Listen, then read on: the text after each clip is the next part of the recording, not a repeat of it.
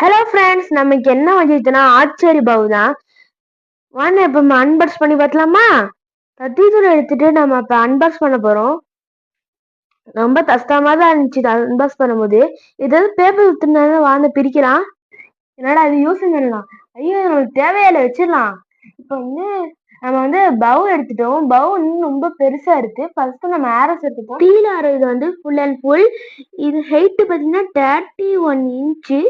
Thickness 5 mm இருக்கு. 5 mm thickness ரொம்ப கம்மியா இருக்கு. விட்டாலும் செம ஹீட்டு போகுது. இப்ப நம்ம பவ் எடுத்துட்டோம். இந்த பவ் பாருங்க, என் ஷோல்டர் ஹீட் இருக்கு. ஆனா ரொம்ப வெயிட்லெஸ்ஸா இருக்கு ஃப்ரெண்ட்ஸ். ஆனா இது நம்ம விட்டா ஆர்ஸோட விட்டா பறந்துரும் பொழுது. சார்ஜ் சீட் நம்ம 5 வாங்கிடுவோம். ஃபர்ஸ்ட் வாங்க நம்ம பாத்துடலாம் எவ்வளவு ஹீட் இருக்குன்னு. சார்ஜ் ஷீட் அளவு எவ்வளோன்னு சொல்லிட்டா 1.5 கொடுத்தாங்க நம்மளுக்கு.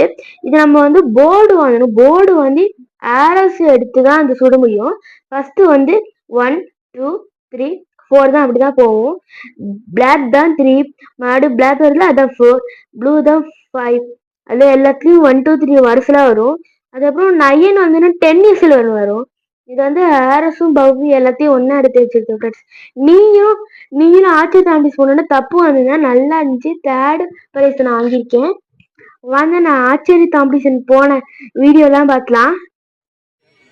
ஆச்சரிய காம்படிஷனில் நான் தேர்ட் ப்ரைஸ் வாங்கியிருக்கேன். அது மட்டும் இல்லாமல் நான் எல்லாருமே நல்லா பண்ணாங்க. உங்களுக்கு தான் ஆச்சரியம் என்னன்னா கீழே லிங்க் கொடுத்துருக்கேன்.